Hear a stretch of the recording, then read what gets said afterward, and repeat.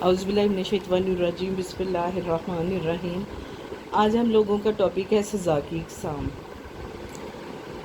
سزا جو ہے وہ جرم کی نوعیت کے مطابق ہونی چاہیے۔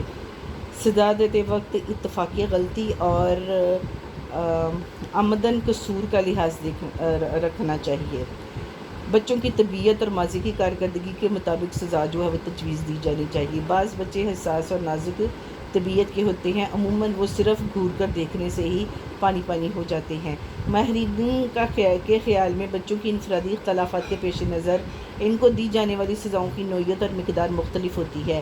سزا دیتے وقت معلم سنجیدہ رہے۔ ہنسی مذاق میں سزا دینے سے سزا کا مقصد فوت ہو جاتا ہے۔ سزا دیتے وقت بچے کے قصور کی نوعیت بتا دی جائے۔ سزا دیتے وقت نہ تو آپے سے باہر ہونا چاہیے اور نہ ہی سزا کی حد سے گزرنا چاہیے۔ چند طلباء کے قصور پر پوری جماعت کو سزا نہیں دینی چاہیے۔ سزا کا مقصد ہر حال میں اصلاح ہوتا ہے۔ انتہائی قدم اٹھانے کے لیے اساتذہ کی مشاورت اور افسران بالا کو اعتماد میں لینا بھی ضروری ہوتا ہے۔ ماہرین نے بچوں کی نفسیاتی تقاضوں اور جرائم کی نوعیت کو پیش نظر رکھتے ہوئے سزا کی درج ذیل اقسام بیان کی ہیں۔ نمبر 1 ملامت و مذمت، نمبر 2 جرمانہ، نمبر 3 اعزاز سے محرومی، نمبر 3 اضافی تفویضی کام، نمبر 5 تعزیزی کام، نمبر 6 بدنی سزا اور نمبر 7 مدرسے سے خراج۔ ملامت و مذمت، ملامت اور خفگی کا اظہار بچوں کے رویے میں تبدیلی کرنے اور قانون شکنی سے باز رکھنے کا ایک سادہ اور مؤثر طریقہ ہے۔ یہ سزا اس وقت اور زیادہ مؤثر ثابت ہوتی ہے جب ایسے معلم کی طرف دی جائے جس سے طلباء پر بہت زیادہ متاثر ہوں۔ ایسا معلم زبانی ملامت کرے یا محض نظروں سے خفگی کا اظہار کرے، بچے اسے زیادہ محسوس کرتے ہیں کیونکہ وہ سمجھتے ہیں کہ وہ معلم کی نظروں سے گر گئے ہیں۔ ایسی سزا دوسرے بچوں کے سامنے نہ دی جائے، بچوں کو علیحدگی میں سمجھا دیا جائے۔ سزا دیتے وقت معلم کا رویہ ہمدردانہ مخلصانہ ہونا چاہیے۔ بچے کی عزت نفس شخصیت مجروح نہ ہو تو وہ بہت جلد اپنے کیے پر پشیمان اور معافی کے خواستگار ہوتے ہیں، یعنی درخواست کرتے ہیں، طلبگار ہوتے ہیں۔ نمبر 2 جرمانہ، جرمانے کی سزا بچے کی بجائے والدین متاثر ہوتے ہیں۔ اسے غریب والدین زیادہ محسوس کرتے ہیں جبکہ امیر والدین اس کا کوئی اثر نہیں ہوتا۔ اس طرح یہ سزا غریب والدین کے لیے ایک سخت سزا ہے اور امیر والدین کے لیے بے معنی ہو کر بن کر رہ جاتی ہے۔ یہ سزا عموماً اس وقت دی جاتی ہے جب بچے نے مدرسے کی املاک کو، یعنی مدرسے کی پراپرٹی کو نقصان پہنچایا ہو، مثلاً دروازے یا کھڑکی یا کوئی شیشہ توڑ دینا۔ طلباء کے والدین کو بچے کی حرکات سے آگاہ کرنے کے لیے بھی جرمانہ کیا جاتا ہے۔ گھر کے کام میں کوتاہی، غیر حاضری، دیر سے آنا، فیس کی ادائیگی میں تاخیر، کسی بچے کا نقصان کرنے، معلم کی بے ادبی یا ہنگامہ کرنے پر بھی جرمانے کی سزا دی جاتی ہے۔ اس سے والدین کو اپنی کوتاہی کا احساس ہوتا ہے اور اساتذہ سے تعاون پر آمادہ ہوتے ہیں۔ معلم صرف غیر حاضری کا جرمانہ کر سکتا ہے۔ دیگر جرمانے جو وہ صدر معلم یعنی پرنسپل یا ہیڈ مسٹرس کے اختیار میں ہے۔ اعزاز سے محرومی، اس سزا میں بچے سے زیادہ اعزاز چھین لیا جاتا ہے جو مدرسے کی طرف سے اس کو اس کی احسن کارکردگی پر دیا جاتا ہے جب وہ بے حد عزیز ہوتا ہے۔ نفسیات کی روح سے یہ بڑی کڑی سزا ہوتی ہے، بچے کے دل و دماغ میں اس کا گہرا اثر ہوتا ہے، اس لیے یہ سزا صرف اس وقت دی جائے جب اس کا دینا ناگزیر ہو۔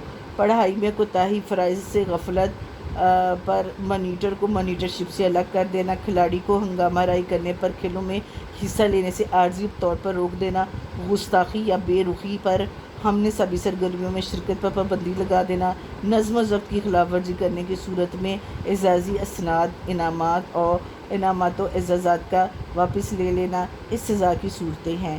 نفسیاتی اعتبار سے یہ ایک سخت سزا ہے اور باشعور بچوں پر اس سزا کا گہرا اثر ہوتا ہے، اس لیے انتہائی غور و فکر اور مشاورت کے بعد اس سزا کو عملی شکل دی جاتی ہے۔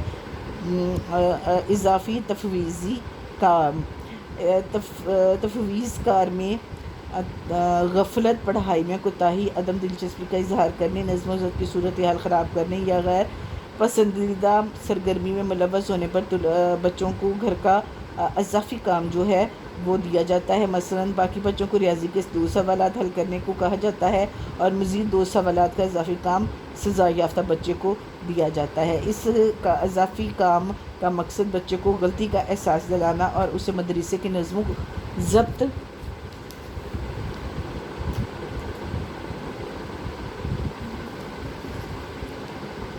پابند بنانا ہوتا ہے. اضافی کام کا کام سرخ روشنائی سے ادراج کیا جاتا ہے تاکہ والدین بھی اس سے آگاہ ہو کر معاونت کر سکیں، مدد کر سکیں.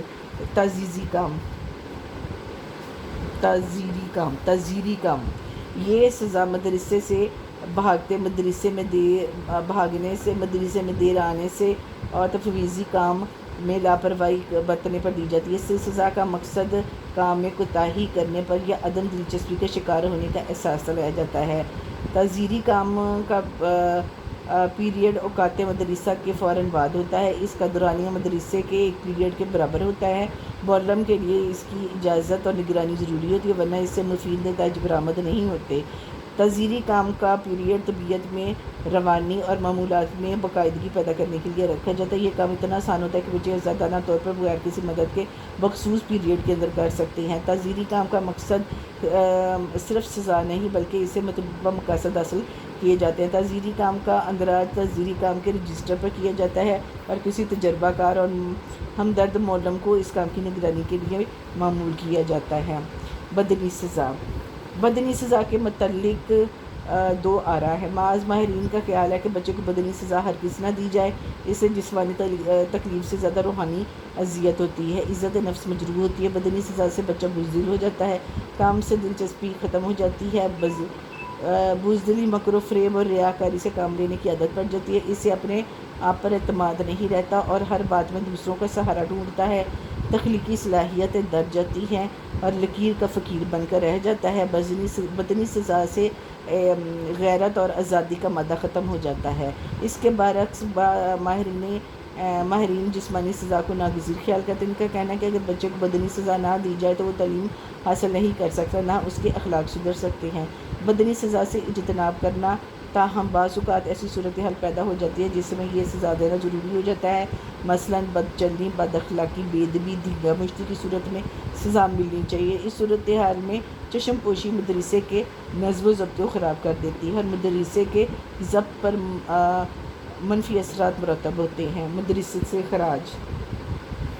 کسی طالب علم کا تعلیمی ادارے سے اخراج انتہائی قدم ہوتا ہے اور ادارہ یہ اعتراف کرتا ہے کہ اس نے تمام حربے اور سزائیں آزما لی ہیں، اس کی تمام کوششیں بیکار ثابت ہوئی ہیں، اب اس کی اصلاح کی کوئی گنجائش باقی نہیں ہے. مدرسے میں اس کی موجودگی دوسرے بچوں کے لیے نقصان دہ ہے. یہ سزا ان بچوں کو دی جاتی ہے جو مدرسے کے ماحول کو خراب کرنے، نظم و ضبط کو تباہ کرنے کا باعث بنتے ہیں، خود سنگینی قسم کی بد اخلاقی کے مرتکب ہوتے ہیں اور دوسروں کو بھی بے راہ روی کا شکار کرتے ہیں. اس سزا کا مقصد دوسرے بچوں کی حفاظت کرنا ہے، اس لیے ایسے بچوں کو سکول سے فارغ کر دینا ہی بہتر ہوتا ہے. یہ انتہائی سزا ہے، اسے طالب علم کے مستقبل کی زندگی پر شدید منفی قسم کے اثرات مرتب ہوتے ہیں. اس لیے باہمی مشاورت سے ہی اخراج کا فائنل یا حتمی فیصلہ کرنا چاہیے اور پرنسپل اور افسران بالا کو بھی اعتماد میں لے کر اخراج کی سزا کا نفاذ کرے. تو یہ تھا سزا کی اقسام. تو اب کل ہم انشاءاللہ انعام پڑھیں گے اور پھر میرا خیال ہے یہ چیپٹر بھی کمپلیٹ ہو جائے گا. 2 ٹاپک ہے، یہ کر لیں. اس میں کوئی ایسی چیز نہیں ہے جو بہت زیادہ سمجھانے والی ہے. جسٹ ریڈنگ ایک 1 ٹائم یا 2 ٹائم آپ ریڈ کرو گے تو آپ کو بالخل یاد ہو جائیں گے. پوائنٹس یاد کرنے کی ضرورت ہے اور اس میں کوئی ایسی چیز نہیں ہے جو بہت زیادہ سمجھانے والی ہو.